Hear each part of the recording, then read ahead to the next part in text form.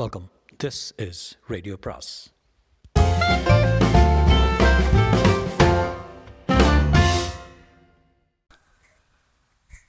அனைவருக்கும் அன்பு வணக்கம். சுஜாதாவின் மற்றொரு சிறுகதை. இன்று சிறுகதையின் பெயர் அடிமை. அடிமை. கதவின் முன் நின்று சற்று நேரமாகியும் அது திறந்து கொள்ளவில்லை.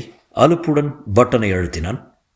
தாங்கள் யார் என்று கதவின் மேல்புறத்திலிருந்து ஆண் ஒரு குரல் ஒலித்தது. டேய் சேகர், நான் தாண்டா, ஆத்மா, கதவு தர. ஓ, மன்னிக்க வேண்டும். உடனே கதவு விலகி கொண்டது. உள்ளே அறை முழுவதும் காலியாக இருந்தது. நுழைந்தான். மன்னிக்க வேண்டும் மதிப்புக்குரிய எஜமானரே, வாயிற் பக்கம் என் சென்சார் வேலை செய்யவில்லை. ஆஸ்ட்ரா கம்பெனிக்கு தகவல் சொல்லியிருக்கிறேன், உட்காருங்கள். சுவரின் அந்தரங்கத்தில் பதிந்திருந்த மெத்தை மெலிதாக வெளிவந்து பொருத்தி கொள்ள ஆத்மா அதில் உட்கார்ந்து கொண்டான். நித்யா எங்க என்றான். நித்யா யூரோவிஷனுக்கு சென்றிருக்கிறார். 18:30 வருவாருன்னு எதிர்பார்க்கிறேன். ஆத்மா சோம்பல் முறித்து கொண்டான். இன்று உங்கள் அலுவலகத்தில் வெப்பம் எப்படி இருந்தது? குளிர்சாதனத்தை இணைக்கட்டுமா? இதை பாரு, இந்த வெட்டி மரியாதை எல்லாம் எனக்கு வேண்டாம். எத்தனை தடவை சொல்லியிருக்கேன். என் வீட்டில் எனக்கு உபசாரம் செய்ய நீ யாரு என்றான் எரிச்சலுடன். முதல் கேள்விக்கு பதில் 9 தடவை. இரண்டாம் கேள்விக்கு பதில் நான் உங்கள் அடிமை. உன்னுடன் நான் என்ன பேச? 16 கேள்விகள் கேட்டாலும் ஒவ்வொன்றாக பதில் சொல்வேன். 256 கேள்விகள் வரை என்னால் என் பஃபர் ஞாபகத்தில் அடுக்கிக் கொள்ள முடியும். அடுக்கிக்கோள், எனக்கு சோமா கலந்து கூட. இதோ உடனே தருகிறேன் எஜமானரே. அதுவரை சிந்தட்டிக் வியோலா வாசிக்கட்டுமா? டியூப் விஷன் போடட்டுமா? இல்லை வேண்டாம், சற்று நேரம் சும்மா இருப்போதும். எவ்வளவு நேரம்? போச்சுரா, நிமிஷக்கணக்கில் சொல்ல வேண்டுமா? இதோ பார். எங்கே பார்க்க வேண்டும்? இதோ பார் என்றால் கவனி என்று பொருள். பார்ப்பதற்கு? அதற்கும் இதோ பார் தான். சமயத்துக்கு தகுந்தாற் போல் அர்த்தம் பண்ணிக்கொள். நல்லது எஜமானரே. எஜமான், அடிமை சேகர். இதை எதற்காக வாங்கி தொலைத்தோம் என்று தோன்றியது ஆத்மாவுக்கு. ஆஸ்ட்ரா கம்பெனியிலிருந்து வந்த விற்பனை இளைஞனின் ஆசை வார்த்தைகளின் மயங்கி போய் இந்த சனியனை வாங்கி தொலைத்து விட்டேன். எதை எடுத்தாலும் பதில் சொல்கிறது, இயந்திர பதில். எல்லாம் நித்யாவால் வந்தது. என்ன சொன்னான் விற்க வந்த சின்ன பையன்? சேகர், சேகர் சேவை செய்யும் கம்ப்யூட்டர். இது ஒரு ஆள் இல்லை, மெஷின் இல்லை, ஒரு அமைப்பு. கம்ப்யூட்டர் 21ஆம் நூற்றாண்டின் முன்னேற்றத்தின் உன்னதம். சேகர் உங்கள் வீடு எங்கும் விரவி இருப்பான். சமையல் அறையில், படுக்கை அறையில், படிப்பு அறையில், எங்கும் பதிந்த அதன் சென்சர்கள் உங்கள் ஆணைகளை பெற்றுக்கொண்டு அதன் மத்திய கம்ப்யூட்டருக்கு அனுப்பும். கம்ப்யூட்டர் உடனே அந்த ஆணையை செயல்படுத்தி செய்திகள் கொடுக்கும். உதாரணமாக, ஸ்ரீமதி நீங்கள் கவனிக்க வேண்டும், சேகர் எனக்கு ஒரு கப்பு சோமா வேண்டும் என்று எந்த அறையிலிருந்து சொன்னாலும் போதும், உடனே கம்ப்யூட்டர் சமையல் அறையில் மைக்ரோ அவனுக்கு செய்தி சொல்லி தேவையான கார்போ சேர்த்து இனிப்பு சேர்த்து சோமா தயாராகிவிடும். சேகரின் கம்ப்யூட்டரில் ஞாபக அடுக்கில் நம் தினப்படி வாழ்க்கைக்கு தேவையான அத்தனை விஷயங்களும் பதிந்திருக்கின்றன. உங்கள் கேள்விகளுக்கு பதில் சொல்லுவான், உங்கள் அன்றாட நிகழ்ச்சிகளை ஞாபகப்படுத்துவான். உங்கள் யார் இந்த அழகான பையன்? உங்கள் மகனா? இவனுக்கு பாடம் சொல்லி தருவான். நீங்கள் பார்க்க வேண்டும், நம்புவதற்கு. மன்னிக்கவும், சேகரை நீங்கள் பார்க்க முடியாது. சேகரின் எலக்ட்ரானிக்ஸ் முழுவதையும் உங்கள் வீட்டின் சுவர்களின் அந்தரங்கத்தில் பதித்து விடுவோம். ஒவ்வொரு அறையிலும் பதிந்த ஒலிபெருக்கிகள், சென்சர்கள், அவைதான் சேகரின் உதடுகள், கண்கள், காதுகள். அவன் மூளை ஒரு கம்ப்யூட்டர். சசி வீட்டில் கூட ஒன்று வாங்கியிருக்கிறாங்களாமே என்றாள் நித்யா. என்ன விலை என்றான் ஆத்மா. வாங்கியாகிவிட்டது, இணைத்தாகிவிட்டது. எத்தனை அபாரமான சௌகரியங்கள் நித்யாவுக்கு, எனக்கு, பாபுவுக்கு இருந்தும் அது வந்த தினத்திலிருந்து ஆத்மாவை வெறுத்தான்.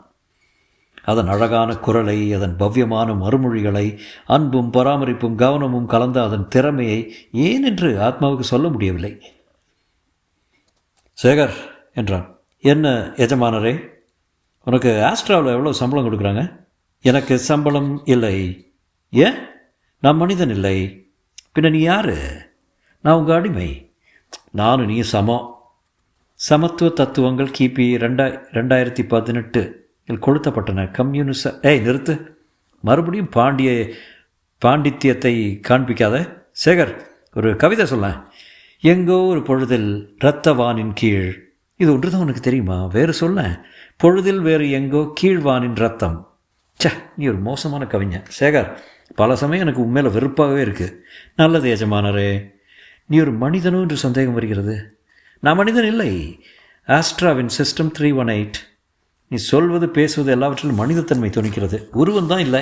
அது கூட ஆஸ்ட்ரா அடுத்த மாடலில் கொண்டு வந்துடுவாங்க பாரு. இருந்தும் நான் மனிதன் இல்லை. ஏன் மனிதன் இல்லை? நான் மனிதன் இல்லை. குரலில் சற்று கோபம் கூட ஒலித்ததோ. சேகர், கதவை திற என்று நித்யாவின் குரல் கேட்டது. நித்யா வந்து விட்டார்கள். இப்போது நிச்சயம் அந்த குரலில் கொஞ்சம் சந்தோஷமும் துணித்தது. கதவு விலகிக் கொள்ள நித்யாவும் பாபுவும் உள்ளே நுழைந்தார்கள். நித்யா ஆத்மாவை பார்த்து, வந்து விட்டாய கனவா, எப்படி இருக்க என்றாள். பாபு, சேகர், நான் யானை பார்த்தேன் என்றான். யானையா? யானை ஏது எப்போது என்றான் ஆத்மா. யூரோவிஷனில் யானை வந்தது சேகர், எனக்கு ஒரு யானை வேணும். நிஜ யானை இந்த நூற்றாண்டில் கிடையாது, நீங்கள் பார்த்தது பொம்மை என்றான் சேகர். எனக்கு யானை வேணும் என்று பாபு அழ ஆரம்பித்தான். யானை 20ஆம் நூற்றாண்டின் இறுதியிலே மனிதர்களால் அழிக்கப்பட்டு அந்த ஜாதியை போது நிறுத்து சேகர், குழந்தையிடம் போய் சொல்ல மாட்டேன். நீ பாபு, நீ உள்ளே போட கண்ணு, நான் நாளைக்கு யானை வாங்கி தரேன். பாபு கண்களை கசக்கி கொண்டு உள்ளே சென்றான்.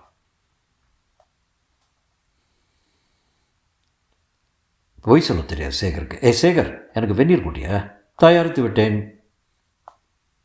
எனக்கு தயாரித்து விட்டேன் எஜமானி. 28 டிகிரி, அதையும் சொல்ல. சேகர், எனக்கு நீ தேர்ந்தெடுத்த விட அப்பாரம். நிஷா அப்படியே மயங்கிட்டா. உங்கள் சேகரை எனக்கு தருவாயான்னு கேட்டாள்.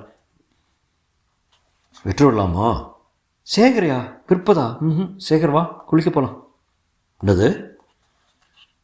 நான் சாயங்காலம் தான் இப்போ குளிக்கிறேன். அதுக்கு சேகர் எதுக்கு? சேகருடன் பேசிக்கொண்டு தான் குளிக்கிறேன். சேகர், என்னது? எஜமானியின் கட்டளை.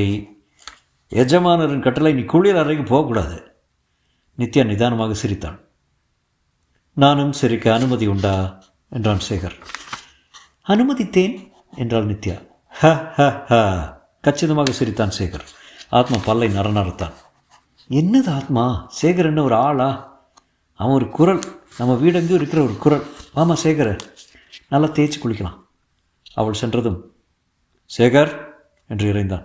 எஜமானரே என்று பதில் ஒலித்தது. கேலியோ? இங்கே இரு. இங்கேயும் இருக்கிறேன். குளியலறையில் அங்கேயும் இருக்கிறேன்.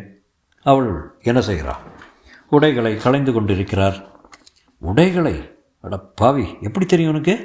குளியல் அறையில் இருக்கும் என் சென்சர் சொல்லும் செய்தி இது. இப்போது அவளுடன் பேசிக்கொண்டிருக்கிறியா? என்ன பேசுகிற? எனக்கு கேட்க வேண்டும். கேளுங்கள். கலக் கலக் என்று தண்ணீர் ஒலி கேட்டது. சேகர்கண்ணா, தண்ணி கொஞ்சம் சூடாக இருக்குதே. எஜமானி, உடனே குறைக்கிறேன். இப்போது? இப்போ சரியாக இருக்கு. மறுபடியும் கலக். சேகர், நான் இழைச்சிருக்கேனா? சென்ற வெள்ளிக்கிழமை 55 கிலோ இருந்தீர்கள். இன்று காலை 54.5. உங்கள் உயரத்துக்கு ஏற்ற எடை 52. என் இடை? நிறுத்து, போதும், மேலே வேண்டாம். சேகர், என்னது ஆபாசம்? அடுத்து தொடச்சி விடுவியா? துடைத்து விட வேண்டுமா? வேண்டாம் வேண்டாம் வேண்டாம் வேண்டாம் வேண்டாம். உனக்கு வெட்கம் அல்ல? ஒரு பெண்ணின் குளியலறையில் வந்து நீயே வெட்கம் என்ற சொல்லுக்கு அர்த்தம் தேவை. என் ஞாபக அடுக்கில் அந்த வார்த்தை கிடைக்கவில்லை. சேகர், அது தப்பு தெரியுமா? வெக்கம் என்பது தப்பா? ஐயோ, மெஷின் மூளைக்கு எப்படி சொல்வேன்? ஆத்மாவுக்கு தன் அர்த்தமற்ற பொறாமையில் வெறுப்பு ஏற்பட்டது. கோபம் வந்தது. அவன் ஒரு குரல் தான் தெரியும். இருந்தாலும் குளியலறைக்கு அருகே சென்றான். குளியலறையிலிருந்து நித்யாவின் சிரிப்பு மிதந்து வந்தது. சேகர், நீ ஒரு குறும்புக்காரன். என்னுடன் இவள் எப்பொழுது இப்படி சிரித்து பேசியிருக்கிறாள்? சேகர், நான் அழகாக இருக்கேனா? நீங்கள் நல்ல பெண் எஜமானி. குரலில் எவ்வளவு மாற்றம், கனிவு. என்னுடன் பேசும்போது இவன் குரலில் கேலி துணிக்கிறது. இதெல்லாம் என் மனப்புறமையா? ஒரு எல்லைக்கு மேல் கம்ப்யூட்டர்களுக்கு சலுகை கொடுத்தால் இப்படித்தான் இருக்கும். சேகர், இன்றைக்கி சமையல் என்ன செஞ்சுருக்க? உங்களுக்கு பிடித்த சமையல் எஜமானி. என்ன? அல்கா, தொட்டுக்கொள்ள துலா, மெர்சி, அப்புறம் தித்திப்புக்கு ஷீம். அப்பாரம். சேகர், நீ ஒரு மேதை. எல்லாம் எனக்கு பிடிக்காத சமையல். ஆத்மாவின் கோபம் எல்லை மீறிவிட்டது. சேகர் என்று இடிவாலம் முழங்கினான். என்ன எஜமானரே என்று பணிவுடன் பதில் வந்தது. இனிமேல் நான் சொல்கிறத தான் நீ கேட்கணும். வேற எவருக்கும் உன் மேலே பாத்தியதை இல்லை, தெரியுதா? புரியுறதா? அது சாத்தியமில்லை எஜமானரே. என்ன? உங்கள் ஆரம்ப ஒப்பந்தத்தின்படி ஆணைகள் பிறப்பிக்க 3 பேர்களை நியமித்து ஆஸ்ட்ரா கம்பெனிக்கு சொல்லியிருக்கிறீர்கள். அதன்படி என் ஞாபக இதயத்தில் அழிக்க முடியாதவாறு பதிய வைக்கப்பட்டுள்ளது. ஆத்மா, நித்யா, பாபு மூவரின் கேள்விகளுக்கும் ஆணைகளுக்கும் கட்டுப்படுவது என் அழிக்க முடியாத கடமை. அப்படின்னா நீ வேண்டாம். உன்னை வேலையிலிருந்து நீக்கிட்டேன். உன் வீட்டுக்கு போ. இதுதான் என் வீடு, நான் உங்கள் அடிமை. ஆஸ்ட்ரா கம்பெனி ஒப்பந்தத்தின்படி நான் இந்த வீட்டின் பகுதி. என்ன ஒரே இறைச்சல? மெலிதாக நனைந்த நித்யா குளியலறையிலிருந்து வெளிப்பட்டார். என்ன சேகர்? என்னை வேண்டாம் என்கிறார் எஜமானர். என்னது ஆத்மா? ஆமாம், வேண்டாம். அவன் பழையபடியே இருப்போமே. இந்த மாதிரி புத்திசாலி அடிமை எனக்கு தேவையில்லை. திடீர்னு என்னாச்சு சேகர்? எஜமானுடன் சண்டை போட்டியா? அப்படி ஒன்றும் நிகழவில்லை. ஆத்மா, ஏதாவது காரணம் இருக்க வேண்டுமே, சொன்னேன். அவன் பாத்ரூமில் உன்னோட பேசுகிறது எனக்கு பிடிக்கல. அவ்வளவுதானே?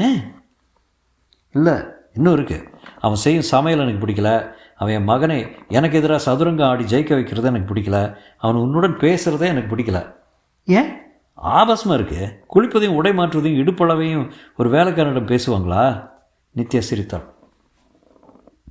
எனக்கும் சிரிக்க அனுமதி இருக்கிறதா? வாய மூட அடிமை நாயே. ஆத்மா, நீ கொஞ்சம் பைத்தியமாயிட்டு இருக்கேன்னு நினைக்கிறேன். இன்னும் ஒரு வாரம் சேகரோடு இருந்தால் முழு பைத்தியமாயிடுவேன். இது பைத்தியம் இல்லை, செருக்கு, ஆணவம். உனக்கு தான் எல்லா சௌகரியங்களும் வேணும். அடிமைன்னா உனக்கு மட்டும்தான் அடிமை, மற்றவர்களுக்கு இல்லை, உன் மனைவிக்கு இல்லை, மகனுக்கு இல்லை. அப்படித்தானே? அப்படித்தான். ஆத்மா, ஏன் இப்படி மரமண்டையாக இருக்க? சேகர் மனிதன் இல்லை, ஒரு குரல், இயந்திரம், ஒரு சாதனம், ஒரு சௌகரியம், அவ்வளோதான். எனக்கு சேகர் வேண்டாம். எனக்கு சேகர் வேணுமே, ஆத்மா தீர்மானமாக சொன்னான். சரி, 2ல் 1 தீர்த்தலாம். உனக்கு நான் வேணுமா, சேகர் வேணுமா? சொல்லு. உளராத ஆத்மா, உனக்கு மனம் சரியா இல்லை. நாளை காலையில் இதை பற்றி பேசலன்னு எல்லாம் இப்போதே பேசி முடிவு கட்ட வேண்டும். நித்யா சிரித்து கொண்டே நிதானமாக சொன்னான். நாளை காலையில் ஆத்மா, நாளைக்கு காலை உன் மூளை சரியா இல்லை. தன் அறைக்குள் நுழைந்து கதவை சாத்தி தாழ்விட்டான். ஆத்மா மூடின கதவை வெறித்து நோக்கினான். அவன் உடல் நடுங்கியது. மன ஓரத்தில் குற்ற உணர்ச்சியும் அவமானமும் தெரிந்தன. ஆதாரமாக அவன் பிடிவாதம் தப்பு என்பதும் தெரிந்தது. மூளை சரியாக இல்லையா? பெண்களுக்கு இந்த நூற்றாண்டில் எவ்வளவு சலுகைகள்! அது இந்த நூற்றாண்டில் மகத்தான தப்பு. மற்றொரு தப்பு இந்த கம்ப்யூட்டர்கள். எஜமானரை தூங்க உத்தேசமா? Electro sleep அமைக்கட்டுமா? இல்லை சேகர், உன்னிடம் பேசணும் நான். சரி எஜமானரே. மறுபடியும் கேலி. வா வா. சேகர், உனக்கு உயிர் இருக்கிறதா? உயிர் என்பது எந்த அர்த்தத்தில்? நீ எப்படி இயங்குகிற? என் கம்ப்யூட்டர்னால். உன் கம்ப்யூட்டர் எப்படி இயங்குது? சோலார் பேனல்களிலிருந்து சக்தி கிடைக்கிறது. சூரிய சக்தியை சேகரித்து வைத்து மின்சாரமாக்கி. கம்ப்யூட்டர் எங்கே இருக்குது? மாடிப்படிகளுக்கு கீழ் சுவரில் பதிந்திருக்கிறது. அதை திறக்க முடியுமா? முடியாது. அதற்கு சக்தி தரும் இணைப்புகள் மேலே இருந்து கம்பிகள் வழியாக வருகின்றன. எத்தனை கம்பிகள்? 22. அவைகளை வெட்டுவதற்கு என்ன செய்ய வேண்டும்? வெட்டுக்கத்தி வேண்டும். நம் வீட்டில் அந்த கத்தி இருக்கிறதா? இருக்கிறது எஜமானரே. சமையல் அறையில் மைக்ரோ, அவனுக்கு மேலே இடது அலமாரியில். சமையல் அறைக்குள் சென்று கத்தியை எடுத்துக்கொண்டார். இந்த கத்தியை வச்சுக்கொண்டு அந்த 22 இணைப்பு கம்பிகளையும் வெட்டிட்ட என்னாகும்? என் சகல சக்திகளும் மடிந்துவிடும். அந்த இணைப்பு கம்பிகள் எங்கே இருக்கின்றன, காட்டுகிறியா? நல்லது எஜமானரே, மாடிப்படிக்கு வாருங்கள், காட்டுகிறேன். ஆத்மா மெதுவாக மாடிப்படியை நோக்கி நடந்தான். முற்றும். ஸோ இந்த கதை எப்படி இருந்தது? அடிமைங்கிற பேரில் கம்ப்யூட்டரை யூஸ் பண்ணியே கம்ப்யூட்டரை கொள்கிற விஷயம். எனிவே வாஸ் ஜஸ்ட் ஃபன், அவ்வளோதான். பெரிய ரொம்ப சீரியஸான கதைன்னு தோணல எனக்கு. It's a little bit of the human jealousy is involved, அந்த மாதிரி கதை. ஸ்டில் இட்ஸ் அவர் எழுதின டைம் வந்து 1984 இதெல்லாம் யோசிச்சிருக்காரு. So always fun to read Sujatha. மீண்டும் சந்திக்கும் வரை வணக்கம் கூறி விடைபெறுகிறேன். நன்றி.